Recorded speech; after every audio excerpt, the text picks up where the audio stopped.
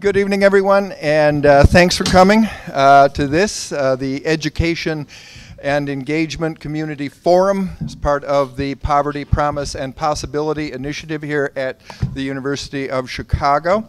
I'm Bart Schultz, the director of the Civic Knowledge Project. We're one of the main sponsors of the Poverty, Promise, and Possibility Initiative, and I want to encourage all of you to come back. We had a lot of events last year. We've got more events coming up this year. Sometimes the audiences are huge, sometimes they're small but powerful. Remember, a small number of people can do incredible things, so we keep going whatever the size of the crowd. And all the material that we're accumulating is put up on a website, the Poverty, Promise, and Possibility Initiative website. You can reach that at http://povertyinitiative.uchicago.edu. You can check that out for a wealth of information, including videos of previous events. You'll see this event up there in video form. We want that to be a resource for everyone who is committed to combating the very urgent, very difficult issue of urban poverty that, alas, as we know, is growing worse and worse and worse. I wish I could say that this initiative had made more headway in addressing the horrendous problems that we're confronting here on the South Side and, of course, around the world. But as you all know, progress is slow.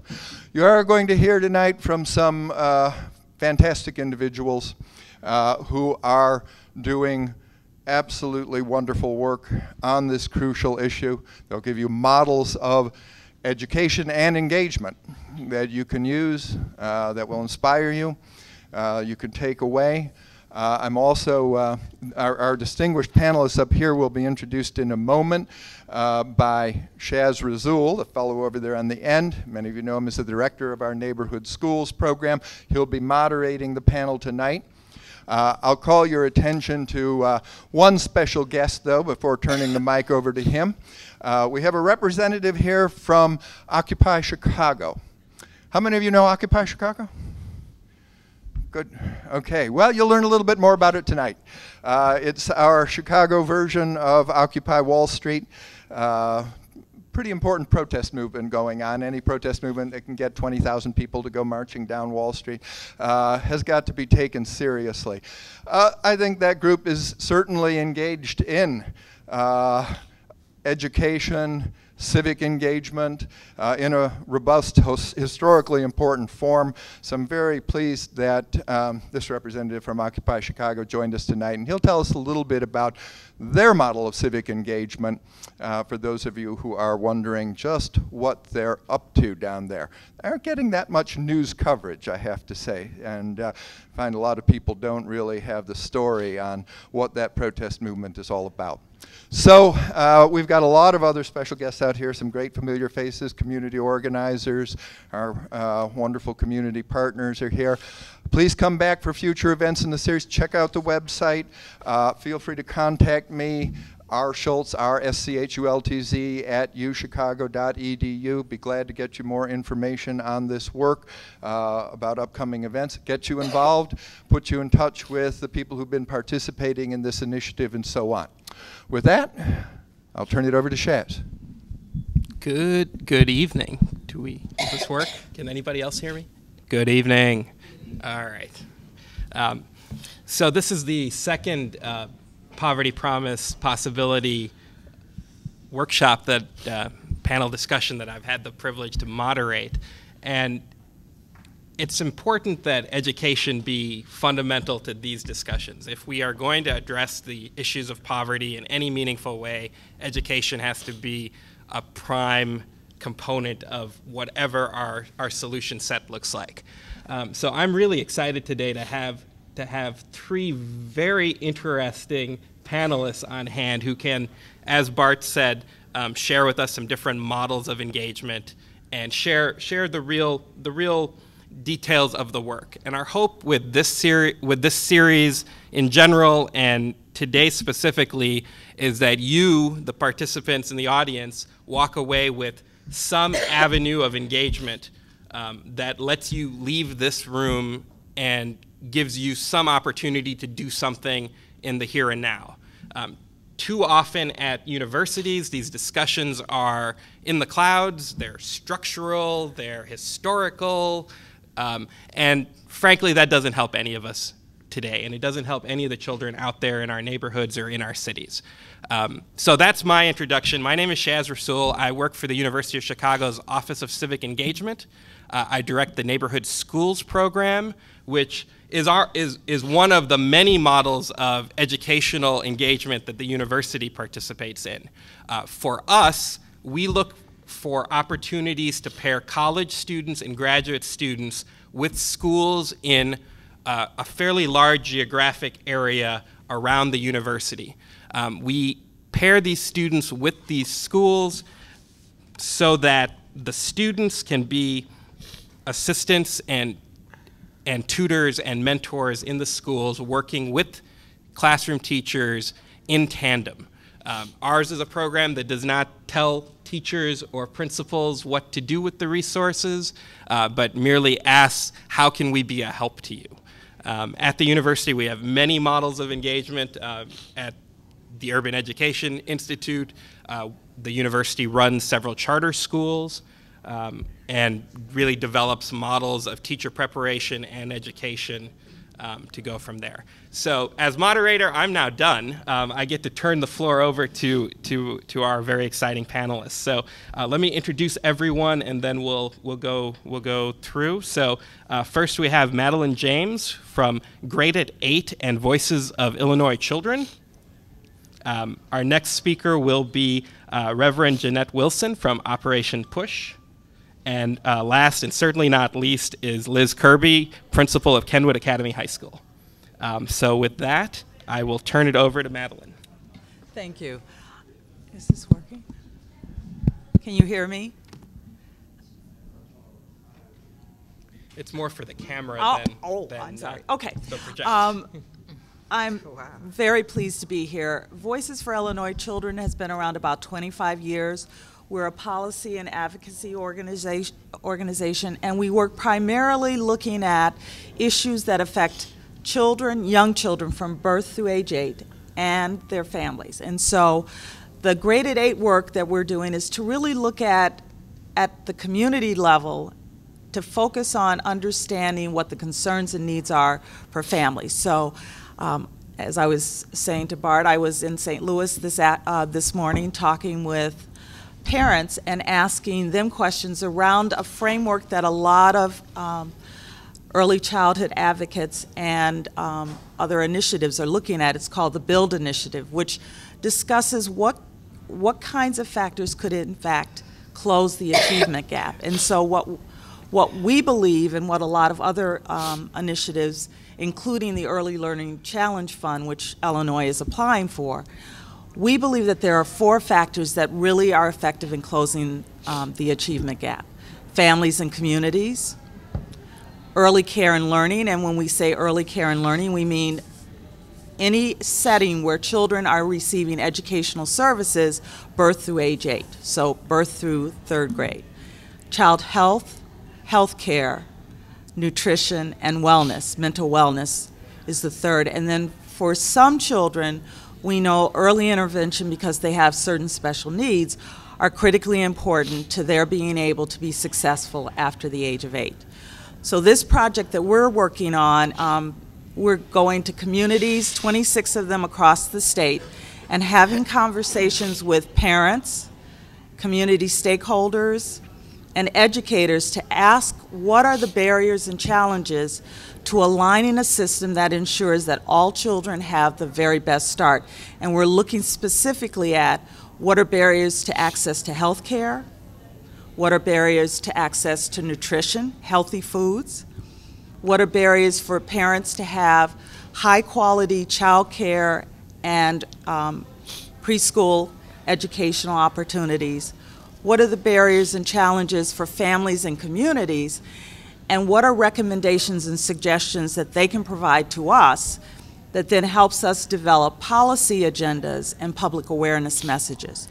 So this project, our first year, and we've been on the road for a while now, our first year is to develop a policy agenda and to understand what are the concerns across all of the communities that are represented in our work, and then to develop a very specific policy agenda at both the state and the federal level to push the agenda of increasing access for children and their families to high-quality education, to health care, to nutritious foods, and for some families to have early intervention services.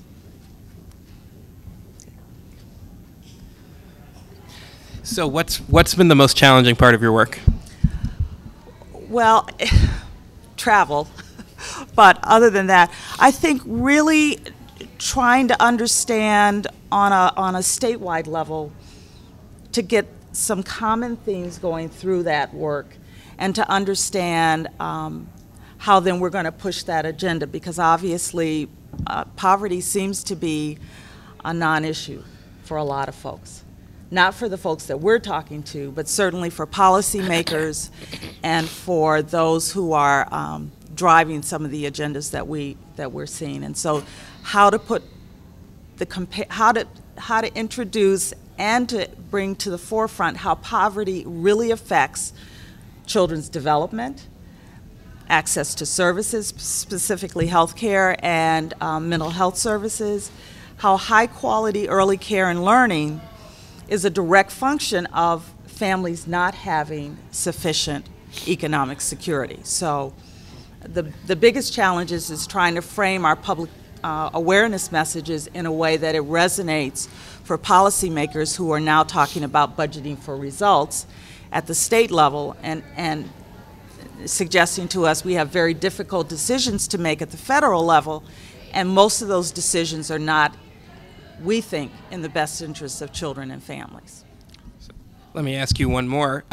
If you had a captive audience and you could give them one piece of advice for what they could do to help move this work forward, what would you tell them?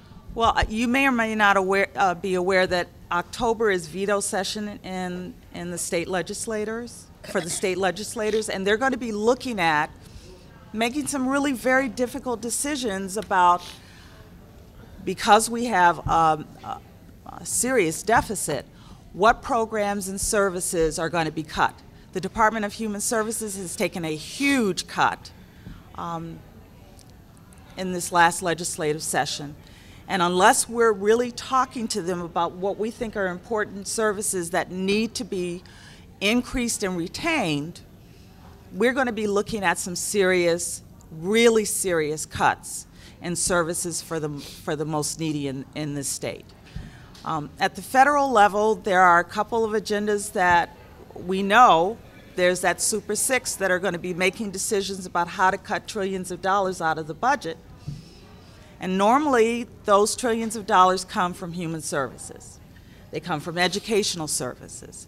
And so what I would ask you to do, if there was one thing, is to really be paying attention to the conversations in the next 3 or 4 months, both at the state level and at the federal level, about what we're planning to cut. And in this state, we're the fifth wealthiest state in the country. We're an agricultural state, and yet we have in District 1, 2, and 7, 123,000, almost 124,000 children who aren't sure if they're going to be able to eat in the morning. The food insecurity in this state is really outrageous. The poverty rate in this state for children is over 20%. And so I'm asking anyone who's interested in how you can make a difference, ask the serious questions about, should any child be going to bed hungry in this state? Should there be a child who worries about where they're sleeping at night? And to look at both at the state and federal level, changes that can be made to our both our legislation and budget around making sure that the most vulnerable people in our state and in our country don't suffer because of the choices that we've made in the past. Thank you, Madeline.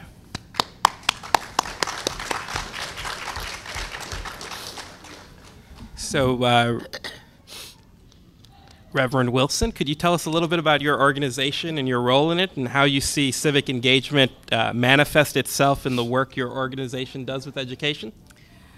Rainbow Push is a social justice organization founded more than 40 years ago out of the old Southern Christian Leadership Conference's Operation Breadbasket, which was the economic justice movement of Dr. King into the North, into Chicago, Ohio, and Philadelphia. As a result of Dr. King's death, which happened at the time he had just begun to launch his Poor People's Campaign, which grew out of President Lyndon Baines Johnson's War on Poverty. That whole movement moved to the North, and if you remember, some of you will remember reading or being present when Dr. King visited the west side of Chicago, lived in substandard housing to demonstrate the plight of poor people in a northern city as rich as Chicago. He also marched in Gage Park and Marquette Park to demonstrate the level of racism and the segregation that existed in this city.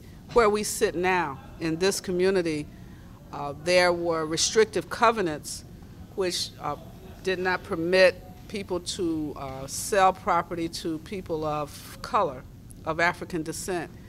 I graduated from law school, and there was a time when black lawyers could not join the American Bar Association, which had its headquarters down the street. And so PUSH has been a part of the movement to change the public policies that affect people of color, affect poor people. Most recently, Reverend Jackson has called for a renewal of the war on poverty in America, as we've witnessed the census reports that indicate an increase in the number of poor people, the number of people who are what we call food insecure. That is, many of them don't qualify for the federal assistance programs. They don't qualify for food stamps because they earn too much above the poverty level. They don't qualify for any federal assistance, and so they work every day, and yet they can't tell when they will have their next meal. So they're, quote, food insecure, and many of them have children, many of them are single parents.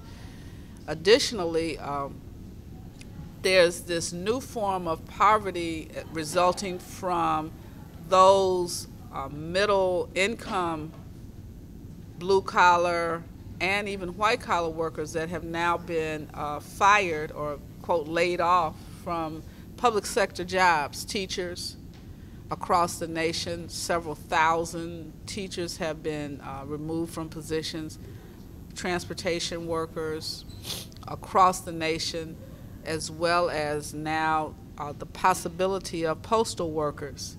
And people always felt if I could get a job at the post office, I could work forever until I retired. Now there's no job that people are guaranteed, that people believe they're going to be able to retire from. So you have this whole middle class that has now been eliminated, and you have this major gap between rich and poor. And remember this, there was this study published where it said that 100 of the top corporations in America, 25 CEOs, never paid taxes and made more in salaries than their companies gave back in taxes to IRS, and yet everybody keeps saying we're poor. Well, how is it that 25 CEOs average $16.7 million in salaries, plus half of them receive bonuses or checks back from the IRS just this past year, averaging $304 million. So what does PUSH do? First, our goal is to educate the broader community, the stakeholders in a, quote, village, to say these are some issues that we ought to be concerned about, we the people. And in order to form a more perfect union, the people have to feel that, one, there's a problem, it's a state of emergency, and two, there's something they can do about it. And So one of the things that Dr. King in his nonviolent strategy, it was information. You gather information from various organizations, you get the data, you then put the data in a form that is digestible by ordinary people. In the Bible it will say, you know, you publish it. Write the vision, then make it plain. Well, we have to make it plain to people so they can understand the nature of the problem, and that's what some organizations like this organization, they make information plain. We then communicate it through the churches, through popular personalities, disc jockeys, and many people that watch our broadcasts every week on the Word Network and on the radio. We're on 3 different broadcasts each and every week, just giving out information, communicating with the elected officials. And then every now and then, after you have gathered the information, you have started to educate various stakeholders, the next step has to be demonstration. There has to be a face on the problem. People have to see some energy. So we will join with groups like Occupy Chicago, where we will be tomorrow, because it is a visible indication that what is happening on LaSalle Street impacts those of us who live on Railroad Street or Back Street.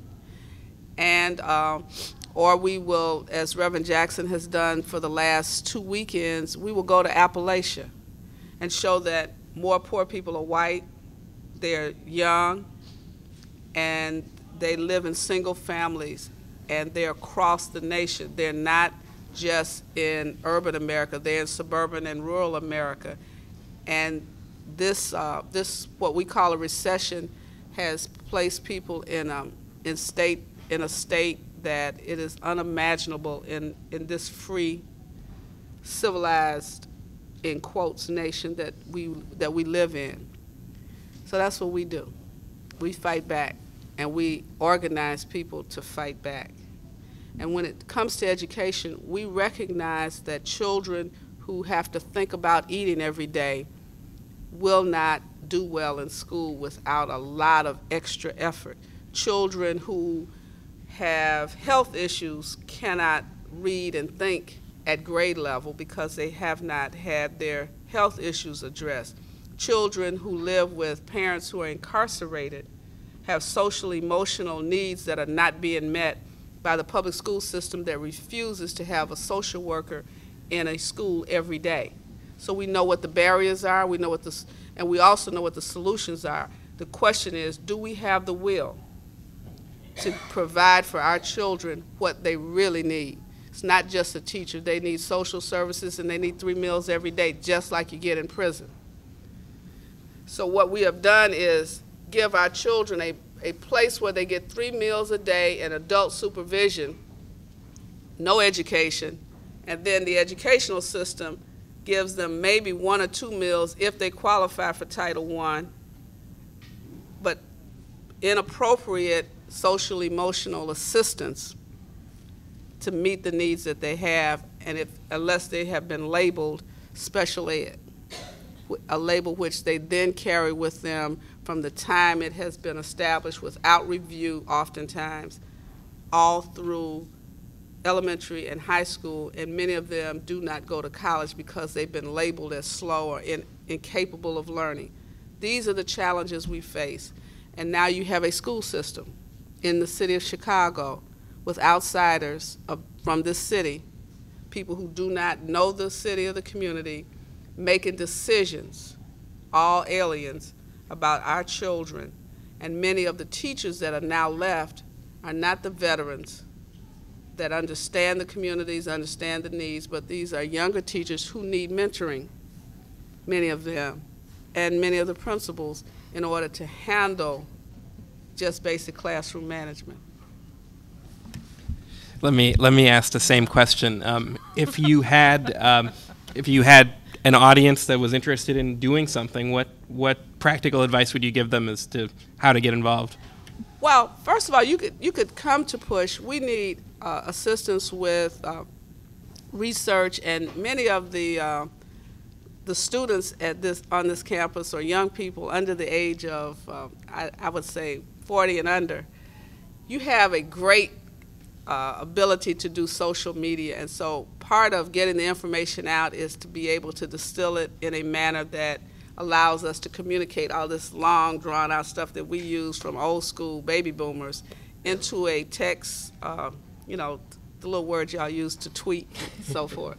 We need to tweet it. It's a state of emergency.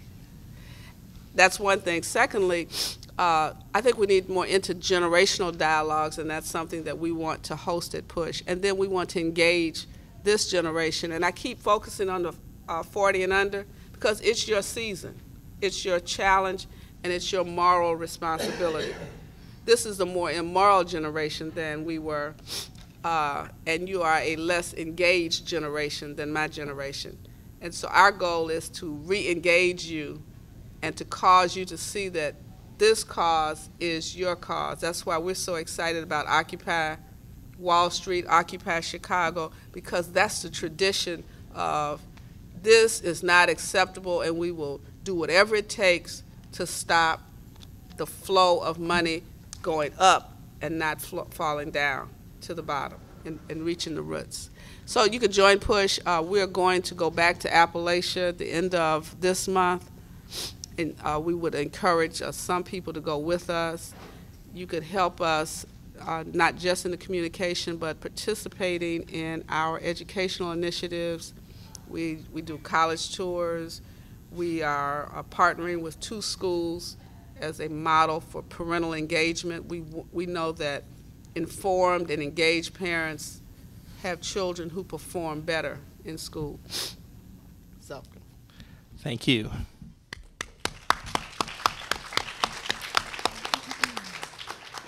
I should say right now that if there are any University of Chicago students who want to work with Operation PUSH on the social media piece, the Neighborhood Schools program will be supporting them in that going forward. So come and see me or Brandy during or after.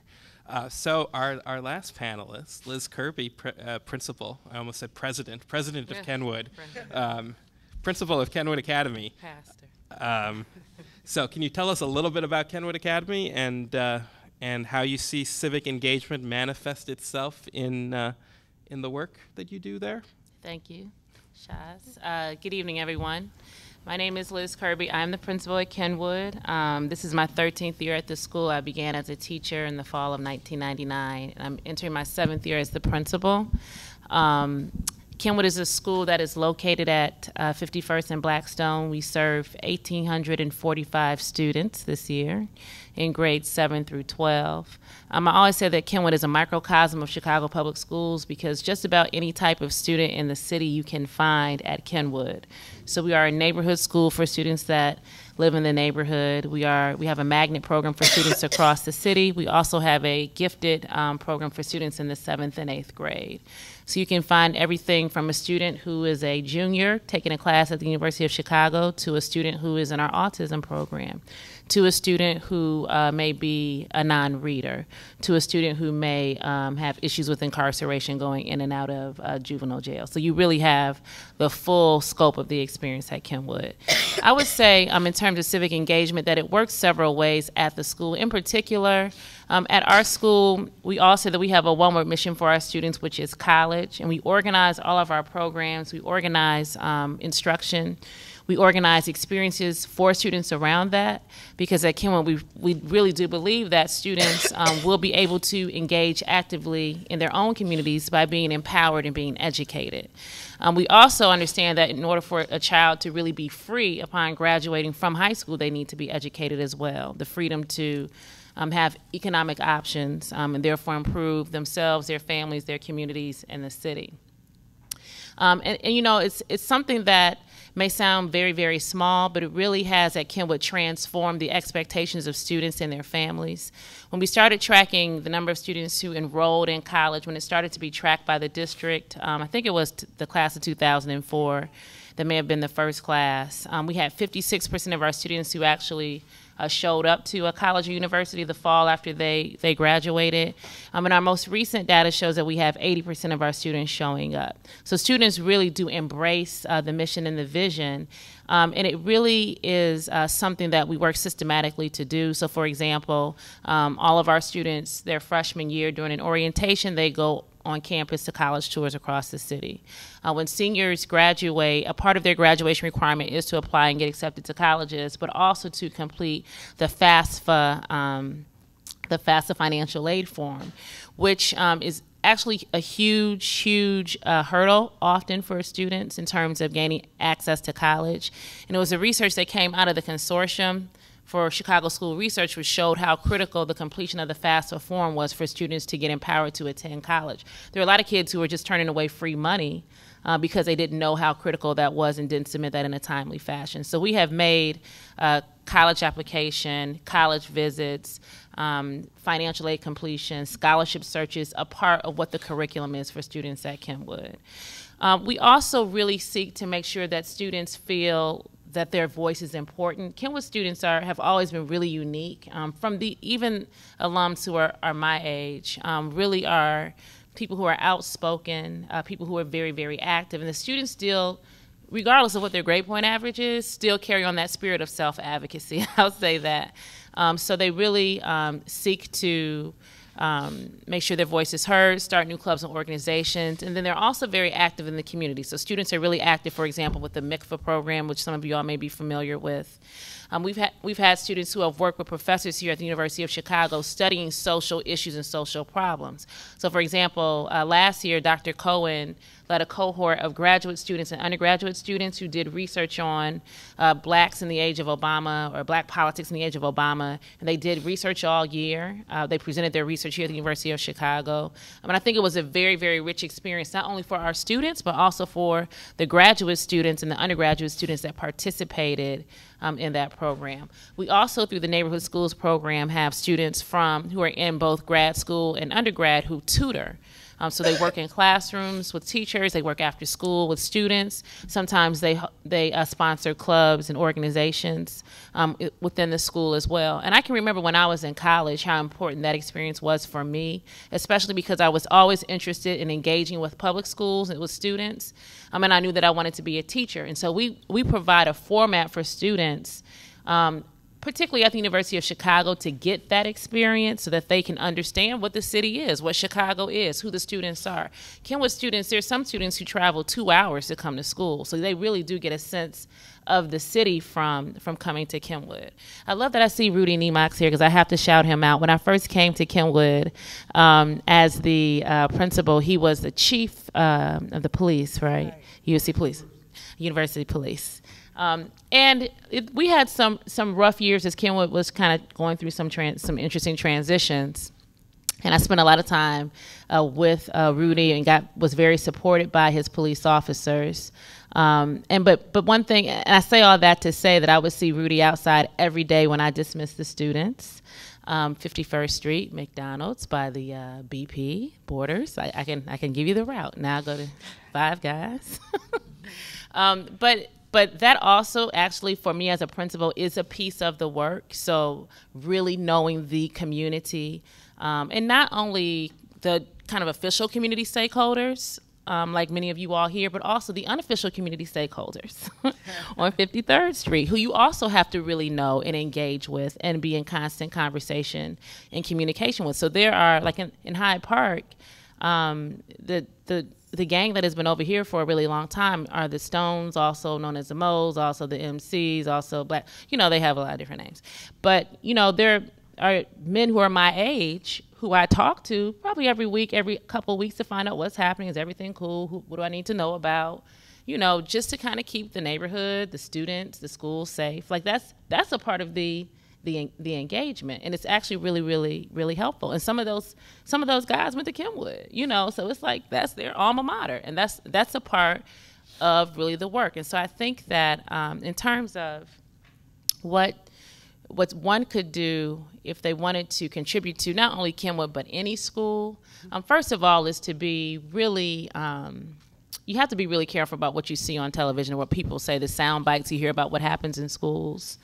it's really important to investigate and engage in schools in your own way as well. There are a lot of assumptions that people make about what's happening that really are not true. Even if you look at kind of the snapshot data that you may see out there about schools, there are always a lot of stories underneath those stories that you have to really explore.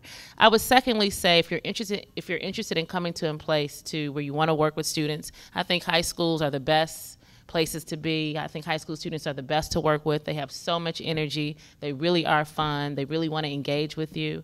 Kenwood or Hyde Park or University of Chicago Charter School has opportunities where you can come in and volunteer, tutor as a math tutor. I mean, I have students who are always looking for even their own individual tutors and wait expectantly for the University of Chicago to start at the end of September so that they can get their tutors. Or if you're interested in working with different clubs or organizations that schools tend to have as well. I will say that sometimes it's difficult to get into schools because they are busy places that are always really running. But when you have the neighborhood schools program, for example, you kind of have an entree into those places as well. But every school also has a local school council. Schools have all types of community events that are happening. And I think that the more that you do participate and engage and see what's happening, the better you're able to also make a contribution and also get a rich experience yourself in those schools. It really makes me think of Michael Moore's film, Bowling. Was it Bowling? What's the Bowling for Collins? What's the one about when you're not really connected? Is that what that one's about? It's been a long time since I've seen it. But I do think that sometimes we live in a world of, and I have an iPad here, so I guess I'm guilty, but of Twitter and Facebook and text messages and not a lot of like conversation and connection. And really enjoying things and being really civically engaged. And so I do think that's an important commitment that we all have to really continue to make so that we really are aware of the challenges that are facing students. I'll end with this. Last year we had students at Kenwood. These are all kids who are very poor. 5 students, and they won the Gates Millennium Scholarship, which is a scholarship that pays for college through grad school, worth up to about $500,000. And so we had 5, which is big. That's a very big number, the second highest ever. But all of those kids came from all different parts of the city and had a lot of obstacles that would have made it difficult even to finish high school, but were embraced by a community that was composed of a lot of different stakeholders. So for example, there were law students at the University of Chicago that helped them write their essays or helped them edit essays.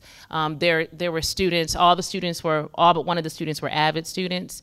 Well, University of Chicago tutors participate in the AVID program, and so some of them have been tutoring those students from their freshman year on. So you never really know what kind of impact you can make by having a relationship, like that. But I think it is really critically important. And really, the school to me it becomes the intersection of society. It's like one of the last few places where everything is dumped at a school. Kind of every social problem comes into a school because that is one institution that is going to always be open. And so that means that we do need a lot of help and support. I know that there was mention of not having enough social workers in the school. We have 1 social worker. We could use 3 social workers, right? But the district funds 1, and we actually lost today that they were working at the school. So luckily, we do have social work interns from SSA that come in and assist. And it was like as soon as they stepped in the door day 1, they had a line of kids ready to talk to them. So I think those types of things and knowing that and keeping that as a part of the conversation is really critically important. Thank you, Liz.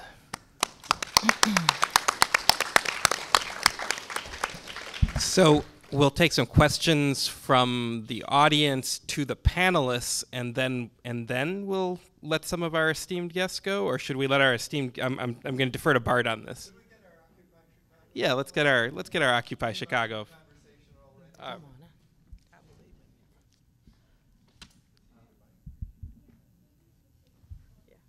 mics for the camera more than anything else. Hi. To begin, because some of you haven't heard, Occupy Chicago is the Chicago movement in relation to Occupy Wall Street, which has been going on for about 2 weeks, and yesterday had more than 20,000 protesters in New York City. Chicago has been going on for 11 days. We're at Jackson and LaSalle in front of the Federal Reserve Bank, and we also march around the city and have general assemblies in Millennium Park. So what are we talking about today? We're talking about poverty, and the problems that it causes for social welfare in the community. From our perspective, poverty is basically another way of saying wealth inequality. I guess maybe I shouldn't say our perspective. These are my words. We're a democratic movement, and everyone speaks for themselves, and the General Assembly, the voting body, where we talk about proposals, is the voice of the movement.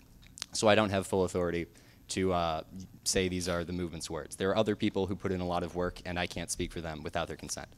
But a lot of us agree on basic principles. So poverty is essentially wealth inequality, and that's been increasing in this country for at least 35 years since Reagan.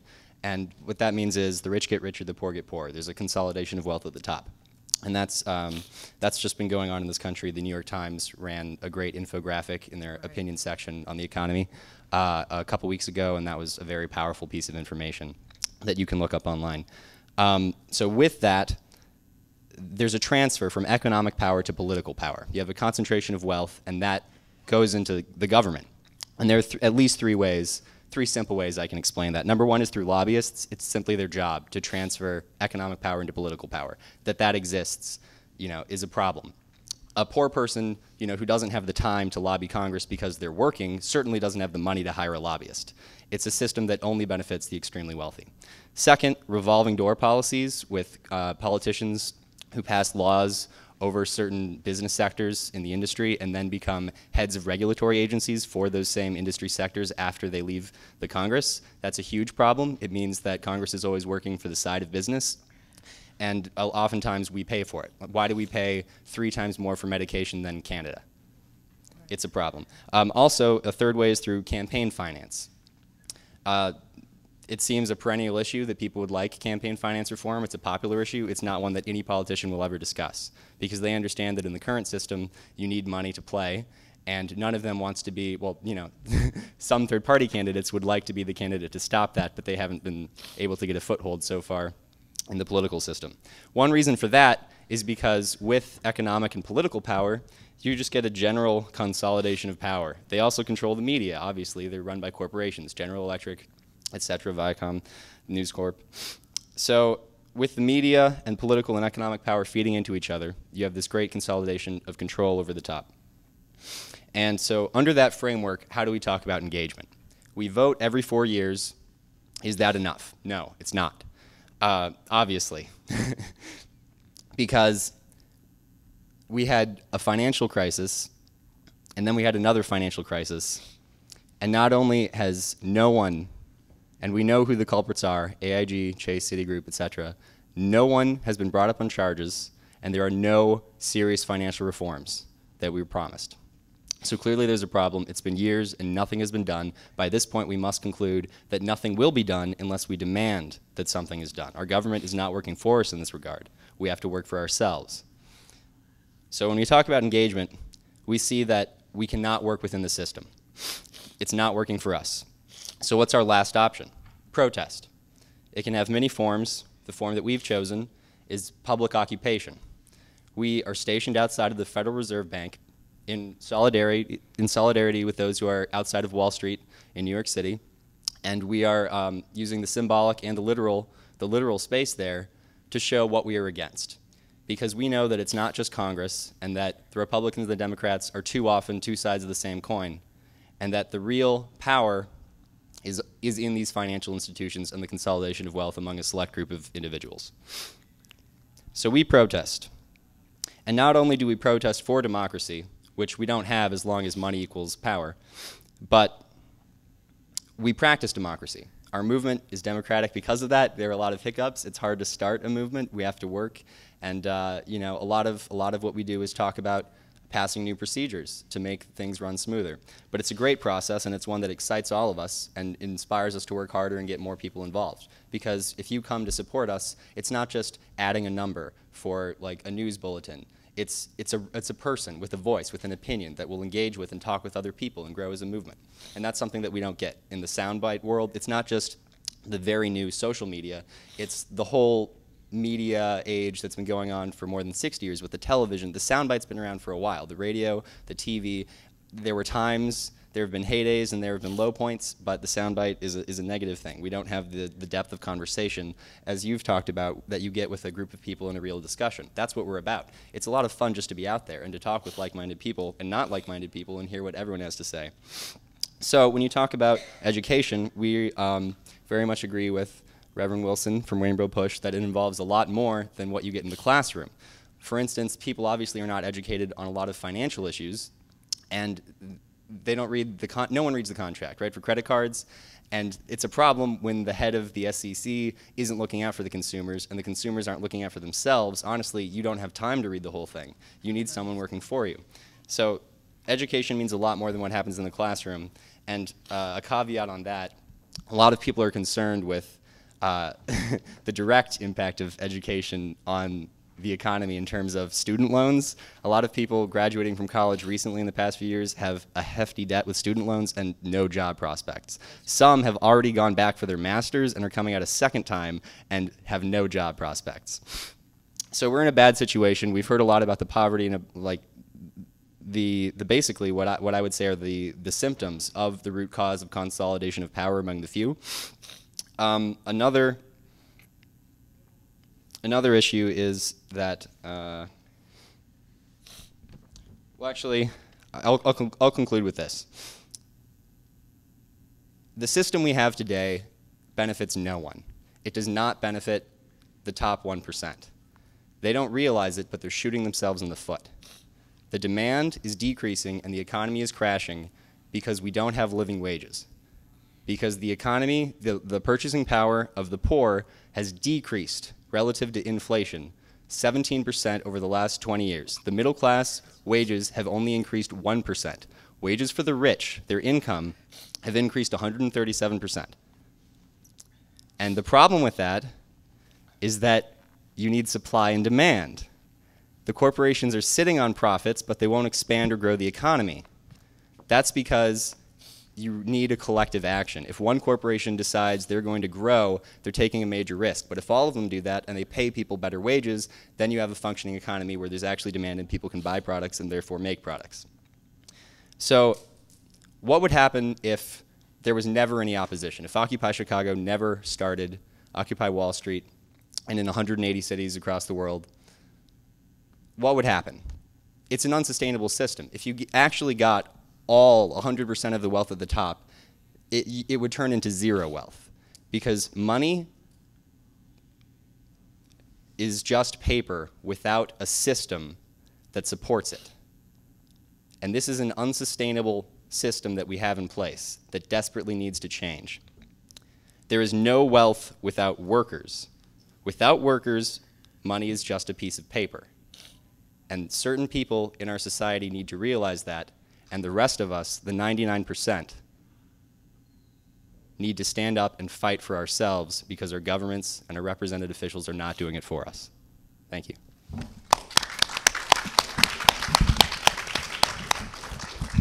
Excellent, excellent. We have some time for questions of any of the panelists or our guests from Occupy Chicago. Let me remind people that a question ends with a question mark, not a long statement that has an ellipses at the end. So just raise your hand, and I think just raise your hand if you have a question. And I'll start calling on people if I have to.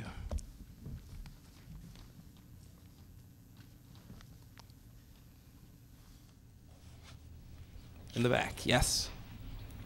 I have a question for Madeline. I just recently had the opportunity to see the video from the Du Bois Institute, Martha's Vineyard annual, I'm not sure if you're aware of this, but they do a panel discussion every year.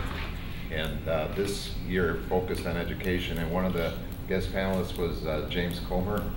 And I was just curious how, it sounds like that group has been doing this kind of work for a long time, and it's maybe a matter of just expanding that. So I'm curious how your work is the same or different than what Dr. Comer has been doing. Well, I think our work is really looking at, we have a state focus, though we know that the federal legislation, particularly around reauthorization of the the Elementary and Secondary Education Act, otherwise known as No Child Left Behind. We know that that federal funding is going to impact what happens in the state, but we're particularly focused on what is happening in this state and how we're not sufficiently funding education. We're not sufficiently funding, and our focus is birth through age 8 because we know that the first 8 years are critically important to a child's ability to maximize whatever potential they enter this world with. And so we're really very interested in looking at what is the focus that at the community level they want us to focus on.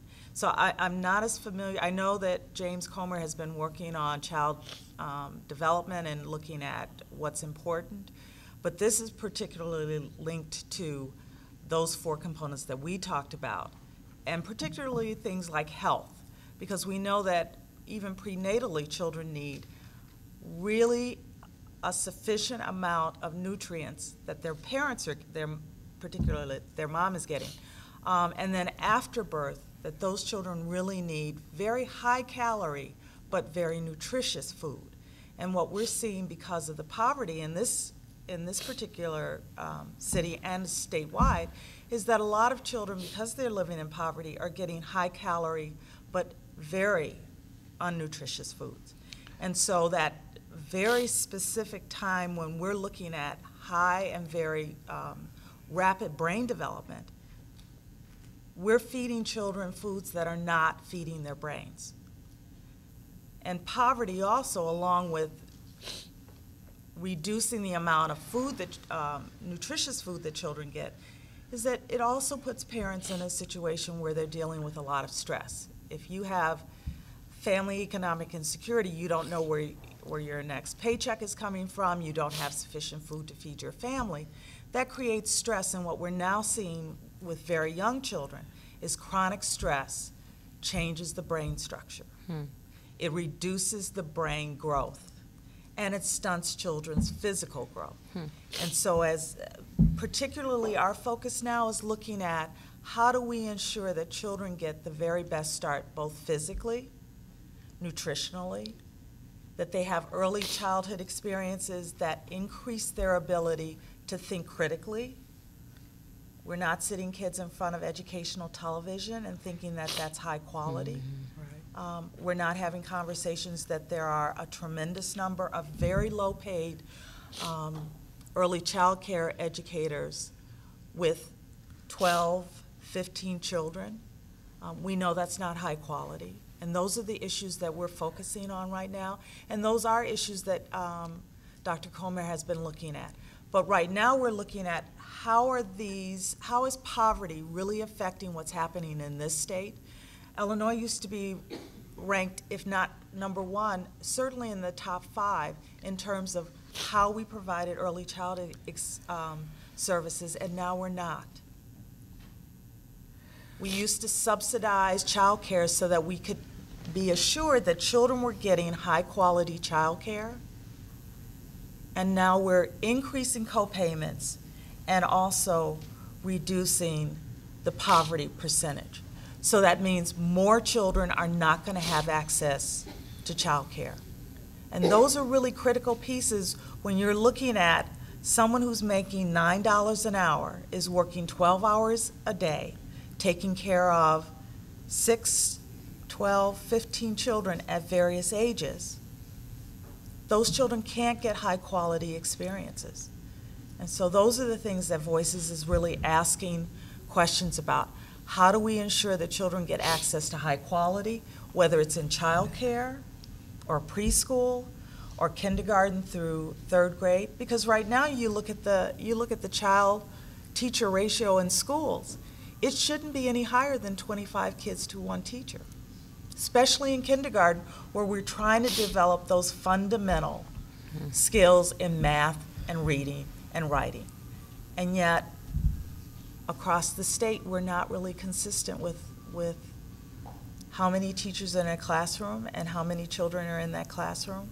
We don't have full-day kindergarten. And yet we know that kindergarten is, the expectation in kindergarten is children are starting to learn how to read. And some of our children are coming into kindergarten without any preschool experiences, which means that kindergarten teacher is doing all the things that we know should happen in preschool: socialization, foundations of reading and writing and understanding math principles and literacy. Those aren't happening. And children who are severely at risk because of a variety of issues are not getting those experiences at a time when it's critically important for them so that they have a better start when they enter primary grades. And beyond that, the level of violence that you see in the communities that have the highest poverty rates, you see the highest violence rates. And as a result, our kids are forced to try to be educated coming through violent neighborhoods.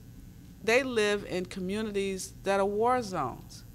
The post-traumatic stress syndrome impacts the children without treatment.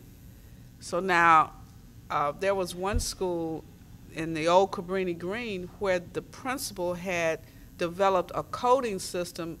Every day the shooting would occur at a certain time, and so she'd say code blue, and they would hit the floor. I was calling the school to go visit the principal. She's under the desk whispering. I mean, this is not fictitious. That was where Dantrell Davis was killed with his mother, who had some issues walking her son to school. So now you look at Inglewood, and even in this community, Woodlawn, Kenwood, Oakland, Hyde Park, the violence is so high, the children cannot focus because it's like bombs are being dropped on them on a daily basis. And Dr. Carl Bell has written a number of studies about that.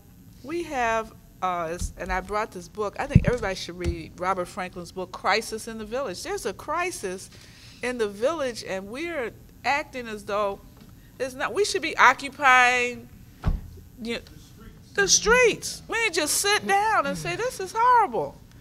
You have 7 neighborhoods in this city where there's a child shot every single day.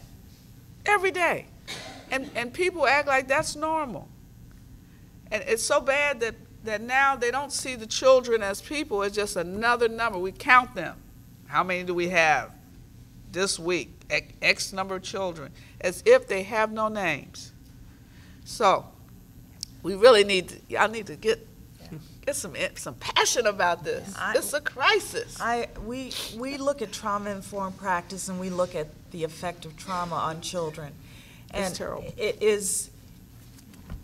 I was an early childhood educator. I was in classrooms, and I would sit and have conversations and try and read to young children, and they would pick parts of what I was reading and then start to have a conversation about their father was killed in the street. Absolutely. Is that the kind of experience that this child's going to have? To think about a 5-year-old having such awareness of death and injury and trauma, it breaks my heart, and I agree with you. We seem to be sort of numbed to the fact that we have every weekend young children being hurt and killed in Chicago, and you're right, it's just another number. We don't even talk about the names anymore oftentimes, and yet the impact not only on the children who are hurt or killed, but that whole community who consistently is working through trauma, never feeling safe, never having a sense. No child should ever have to understand what it means to be killed. And yet, as a community, we're no longer outraged by what's happening to our really young children, and our middle school children and our teenage children. We almost assume that this is going to happen. The weather gets warmer, we assume that there are going to be shootings and killings in our community. Right. And it seems to be okay.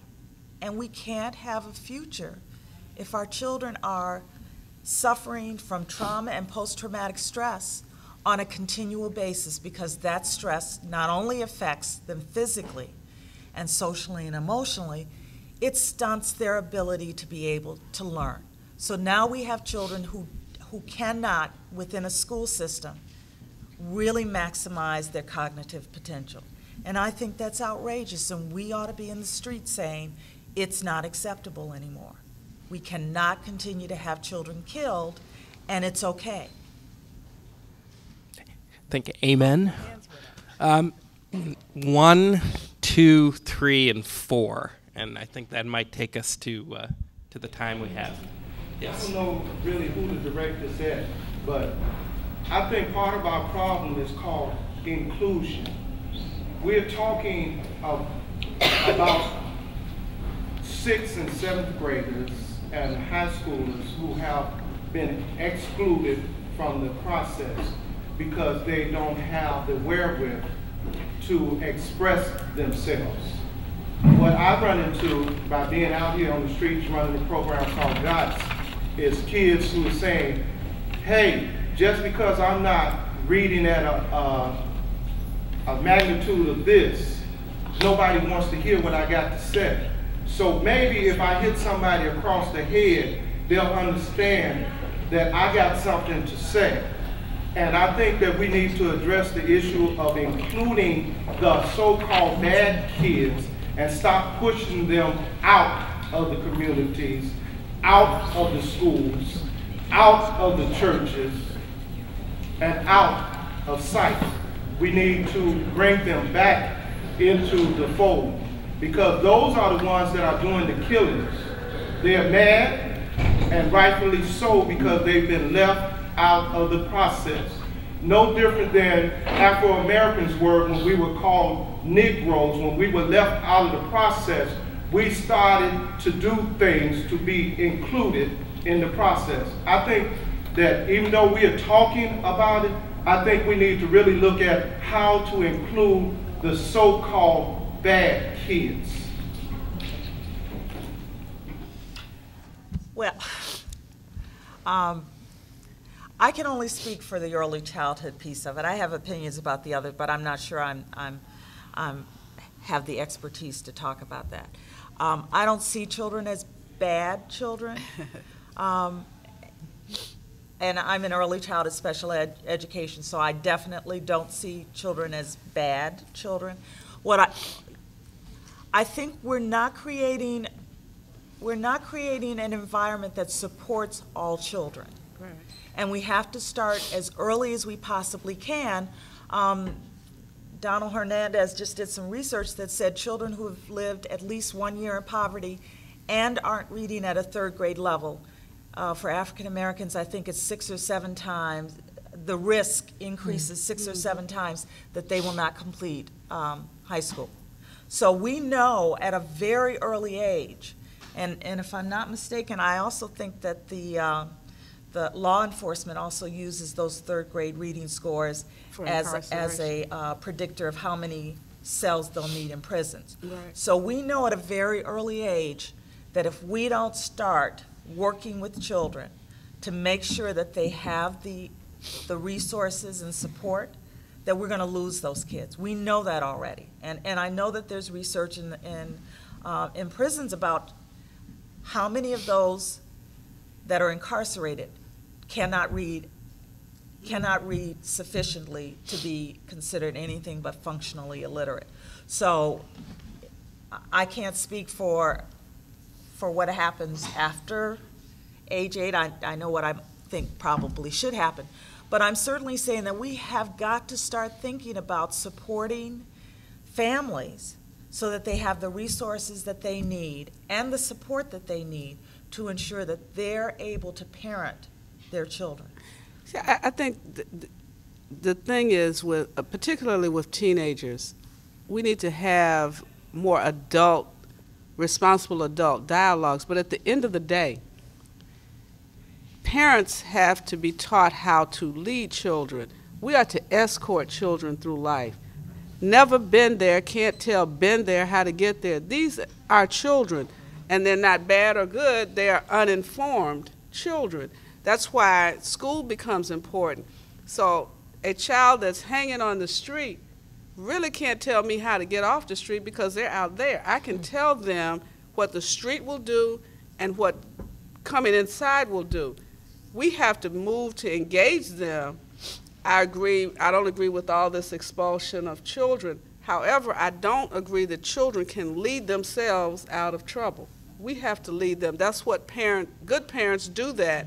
And in the absence of parents, every child needs a responsible adult. That's why we have mentors, and that's why schools like Kenwood have a lot of extra stuff and adults that are in there helping children. Children don't lead themselves well. All of us know when we were young, left to our own devices, we do dumb stuff. We all did it. We just didn't get caught. Or if we did, we got, you know, what we got. But we had a parent that would come home early enough before we could do too much damage. We didn't have 10 o'clock parties in the day. You have a principal at a school like Kenwood that had at one time the best and brightest only, now has a very diverse student population, and it's very challenging because they don't have the resources necessary for the total after-school program to keep these kids engaged longer than a normal school day. You don't even have recess in elementary school. Right. When do they burn off the energy? They're getting ready to lose physical education funding. They should have PE every day. Right. They have to have a release for the tensions. You leave home, you're stressed, you go through the public transportation, you finally make it there safely, and you don't have recess. And so you don't have a lunch that is nutritional. So you have a lot of issues. You didn't have breakfast. You don't have dinner maybe, and I don't have recess. So I'm going to fight anyone that I see in the hallway going to and from anywhere. That's the kind of tension we have when you have this level of poverty. My mother doesn't work. I don't know where my father is. There's no income coming in the house except my drug money. So I sell drugs, and the drug dealer, I don't pay all the money, and then someone gets shot or hurt. I didn't intend that, but that's the consequence of poverty in most of our in many of the neighborhoods. So we have to get excited and do something, become engaged. I think the next question was, yes.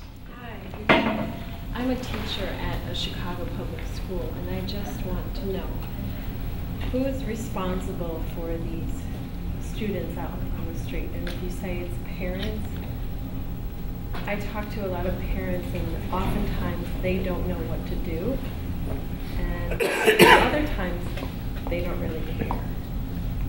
You know what I'm saying? So I'm wondering, who's at fault here?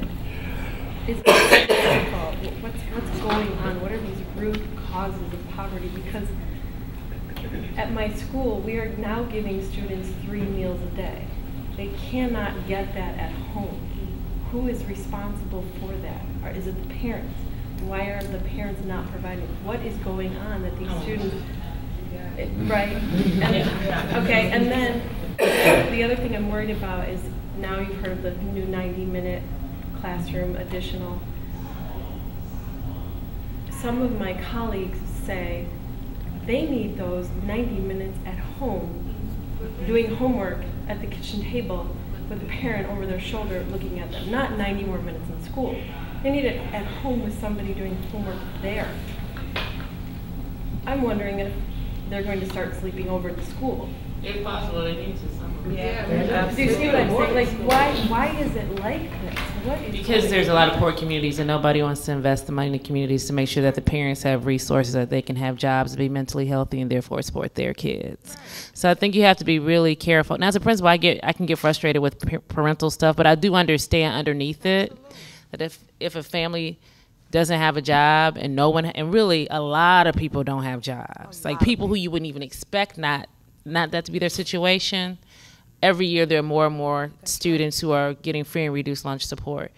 You know, I get really wary about movements to turn around schools and turn around communities. And all. Right. Well, turn around schools, because you can't really turn a school around unless you turn around the community. Mm-hmm.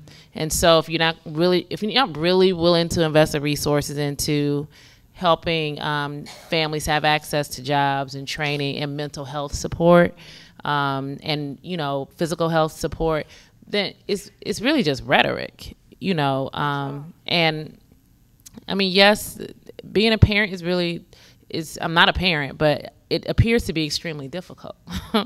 But it's even more difficult if you don't have money. And you have to work 2 and 3 jobs. Like, I have kids who are struggling, and the parent is working overnight. Right. And I can't, what can I say? The parent has to work overnight. So I think that, I think providing parents opportunities to get training if they're able to do that, and to stay in constant communication, and also kind of adjusting schools and knowing that it's a different socioeconomic situation out here, so we have to kind of adjust accordingly.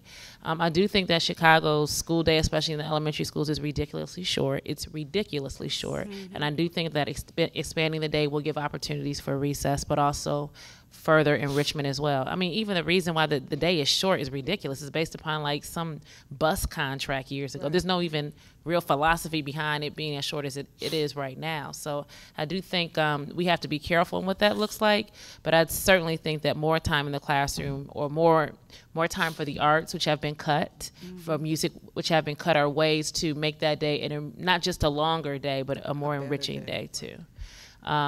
So and the reality is, sometimes let me just tell you, I can think of 4 kids who their parents were deceased, right? So if your parent is deceased, then you can't say where's the parent, because the parent is gone, and they were homeless. Mm-hmm. And a lot of times kids are homeless, you don't know they're homeless. Right. You know, waking up at a different house every night, there was a kid who went from friend's to friend's house. Mm-hmm. The parents of the friend didn't know the kid was there, because the kid would get up at 5 in the morning and leave the house.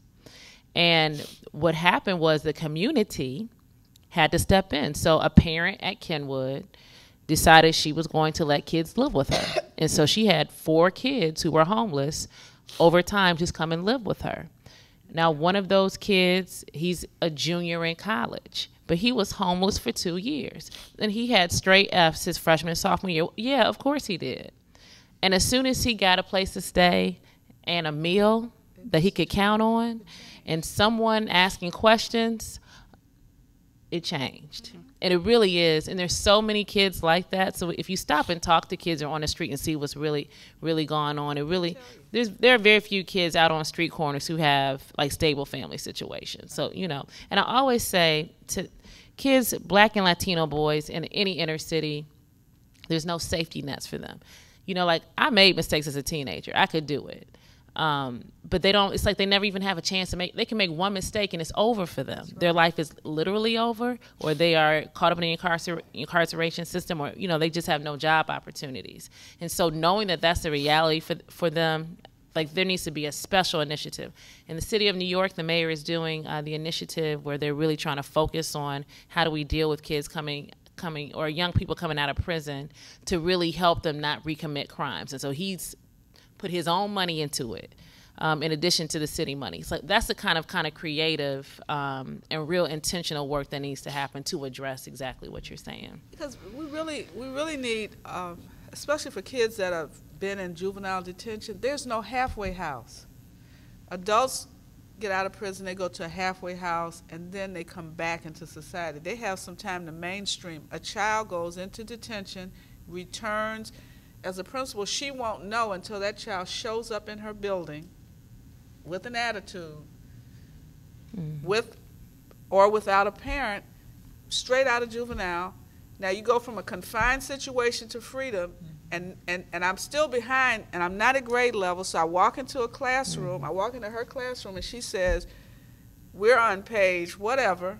I'm not on that page. I can't get on that page. So now I'm frustrated, and the kids are laughing at me. So what do? I have to do something to get kicked out again. And it's like a cycle. Mm-hmm. And that child has not had any counseling, just been incarcerated. And I was incarcerated because I was violent in the first place. And you didn't hear me. You didn't deal with mm-hmm. my issues. We need to occupy these neighborhoods and create jobs. If you go on 90% of roads in abandoned buildings, foreclosed. Foreclosed homes, parents unemployed or underemployed. We could employ everyone, just repair.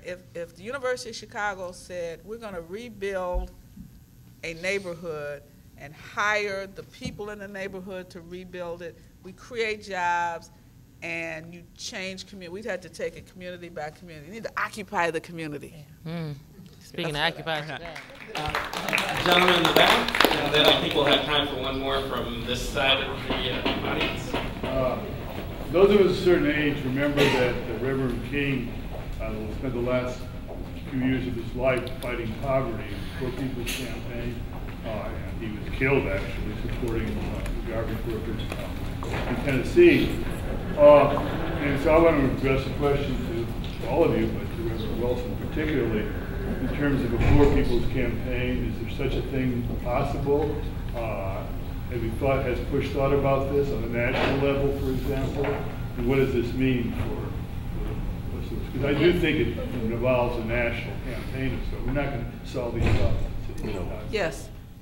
Reverend Jackson is calling for a White House conference on poverty, and he is asking us to all reread President Lyndon Baines Johnson's speech that he gave in Appalachia and Ohio, where he launched and announced the war on poverty. You remember President Johnson is the one president that passed more legislation than any other president in the history of the United States.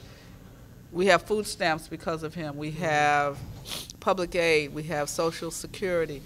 About 90 pieces of legislation, Voting Rights Act, under Johnson's administration.